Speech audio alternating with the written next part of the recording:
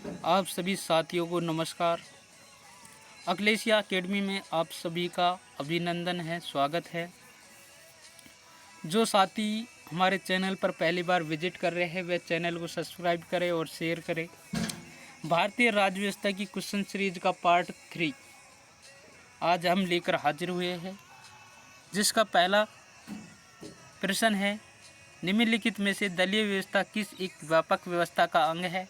Option A सामाजिक व्यवस्था, B आर्थिक व्यवस्था, सी राजनीतिक व्यवस्था, डी अंतर्राष्ट्रीय व्यवस्था।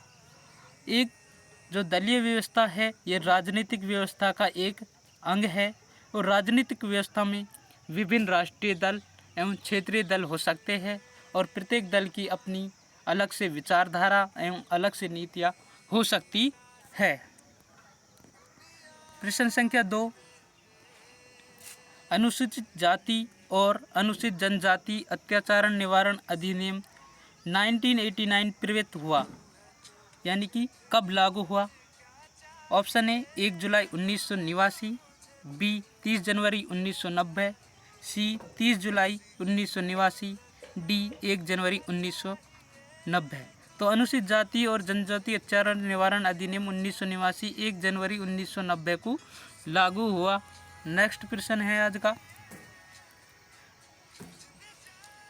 सिविल अधिकार संरक्षण अधिनियम का विस्तार है। ऑप्शन ए संपूर्ण भारत पर, बी अनुसूचित क्षेत्रों के अतिरिक्त संपूर्ण भारत पर, सी जम्मू कश्मीर राज्य के अतिरिक्त संपूर्ण भारत पर, डी संघ राज्य क्षेत्र गोवा, दमन तथा दीव के अतिरिक्त संपूर्ण भारत पर। तो सिविल अधिकार संरक्षण अधिनियम का विस्तार संपूर्ण भारत पर है।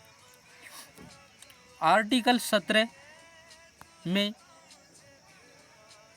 अस्पृश्यता उन्मूलन का उल्लेख किया गया है। आर्टिकल 17 को प्रभावी बनाने के लिए संसद ने सिविल अधिकार संरक्षण अधिनियम 1955 को पारित किया था।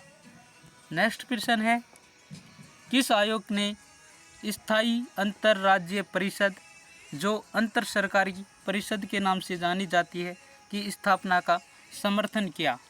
ए पुंछी आयोग, बी सरकारी आयोग, सी राधाकृष्ण आयोग, डी मोइली आयोग। तो अंतर्राज्य परिषद जो अंतर सरकारी परिषद है, ये सरकारी आयोग ने इसकी स्थापना का क्या किया? समर्थन किया। अंतर्राज्य परिषद में का जो अध्यक्ष होता है वह प्रथम प्रधानमंत्री होता है, जबकि राज्यों के मुख्यमंत्री व केंद्र शासित प्रदेशों के उपराज्यपाल भी इसके सदस्य होते हैं। नेक्स्ट प्रश्न है, राष्ट्रपति द्वारा जारी एक अध्यादेश संसद के शुरू होने के बाद कितने समय तक रखा जाना आवश्यक है? ऑप्शन ए 1 माह, बी 6 सप्ताह, सी 8 सप्ताह, डी 6 माह। तो इसका उत्तर हो जाएगा 6 सप्ताह। आर्टिकल 123 अध्यादेश का उल्लेख करता है। अध्यादेश तब पारित किया जाता है जब संसद का सत्र नहीं चल रहा हो और ऐसी आवश्यकता महसूस हो कि एक अधिनियम लाया जाए, तब राष्ट्रपति उस आवश्यकता को मद्देनज़र रखते हुए एक अध्यादेश जारी करता है और वह अध्यादेश राष्ट्रपति द्वारा जारी किया जाता है। अध्यादेश का प्रभाव व शक्ति संसद के अधिनियम के ही समतुल्य होती है। जब सत्र प्रारंभ होगा तो सत्र प्रारंभ होने के 6 सप्ताह पहले, संसद के सत्र शुरू होने के 6 सप्ताह पहले अध्यादेश को जो जारी किया गया है उसे संसद के द्वारा क्या करना पड़ेगा? पारित करना पड़ेगा और पारित होने के बाद वह अध्यादेश अधिनियम में परिवर्तन हो जाता है और वह अध्यादेश एक अधिनियम की तरह कार्य करने लगता है। अगर 6 सप्ताह के अंतर्गत उस अधिनियम को या उस अध्यादेश को पारित नहीं किया जाता है तो वह स्वतः ही समाप्त हो जाता है। अध्यादेश को राष्ट्रपति कभी भी समाप्त कर सकता है। नेक्स्ट प्रश्न है, जब राष्ट्रपति मृत्यु, त्यागपत्र, पदच्युत या अन्य कारणों से अपने कर्तव्यों को नहीं निभा सकता तो उपराष्ट्रपति कितने समय तक राष्ट्रपति के रूप में कार्य करता? ऑप्शन ए 5 वर्ष, बी 1.5 वर्ष, सी 1 वर्ष, डी 6 माह। तो इसका आंसर हो जाएगा 6 माह। आर्टिकल जो 62 है के अनुसार राष्ट्रपति की मृत्यु, त्यागपत्र, पदच्युत या अन्य कारणों से हट जाने पर उसके कर्तव्यों का निर्वहन उपराष्ट्रपति करेगा और उपराष्ट्रपति ये कार्य 6 माह तक करेगा। उपराष्ट्रपति की जो अनुपस्थिति है, अगर उपराष्ट्रपति भी नहीं है तो ये कार्य कौन करेगा? सर्वोच्च न्यायालय का मुख्य न्यायाधीश करेगा। और राष्ट्रपति का चुनाव 6 माह के अंदर अंदर होना आवश्यक है। और आर्टिकल 56 जो राष्ट्रपति के कार्यकाल की बात करता है, जब कोई नवनिर्वाचित राष्ट्रपति पद ग्रहण करता है, पद ग्रहण से 5 वर्ष तक वह अपने पद पर बना रहता है। नेक्स्ट प्रश्न है, भारत का राष्ट्रपति अपना त्यागपत्र किसको सौंपता है? ऑप्शन ए लोकसभा अध्यक्ष, बी भारत का उपराष्ट्रपति को, सी भारत के मुख्य न्यायाधीश को, डी भारत का प्रधानमंत्री को। भारत का राष्ट्रपति अपना त्यागपत्र भारत का उपराष्ट्रपति को सौंपता है। राष्ट्रपति उपराष्ट्रपति को अपना त्यागपत्र सौंपता है। आर्टिकल 56 जो राष्ट्रपति के कार्यकाल की बात करता है, उसके अनुसार उपराष्ट्रपति राष्ट्रपति को संबोधित अपने हस्ताक्षर सहित लेख के द्वारा पद त्याग सकता है। और अगर आर्टिकल 61 के अनुसार राष्ट्रपति के विरुद्ध महाभियोग की प्रक्रिया के द्वारा हटाया जाता है। महाभियोग की प्रक्रिया राष्ट्रपति के विरुद्ध तभी लगाई जाती है जब वह संविधान का उल्लंघन करता है। और राष्ट्रपति के त्यागपत्र की सूचना उपराष्ट्रपति लोकसभा अध्यक्ष को देता है। नेक्स्ट प्रश्न है, भारत में स्वतंत्रता के पश्चात प्रथम मंत्रिमंडल के कानून मंत्री कौन थे? Option A K M. Munshi, B S P. Mukherjee, C Baldev Singh, D B R. Ambedkar.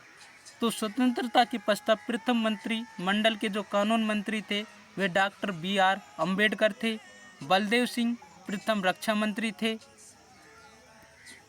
और एस.पी. मुखर्जी प्रथम उद्योग एवं आपूर्ति मंत्री थे। नेक्स्ट प्रश्न है, संसद में बजट संबंधी प्रक्रियाओं के विषय में मांग की राशि को घटाकर 1 रुपया करना हो को कहा जाता है। ऑप्शन ए आर्थिक कटौती प्रस्ताव, बी नीति कटौती प्रस्ताव, सी आधारभूत कटौती प्रस्ताव, डी सांकेतिक कटौती प्रस्ताव। संसद में बजट संबंधी प्रक्रियाओं के विषय में जो मांग की राशि को घटाकर 1 रुपया करना है उसे नीति कटौती प्रस्ताव कहा जाता है। कौन सा प्रस्ताव? नीति कटौती प्रस्ताव कहता है। बजट संबंधी प्रक्रिया के विषय में 3-4 प्रकार के कटौती प्रस्ताव है, जिनमें कि नीति कटौती प्रस्ताव में 1 रुपये के मांग की घटाने की सिफारिश की, जबकि सांकेतिक कटौती प्रस्ताव में 100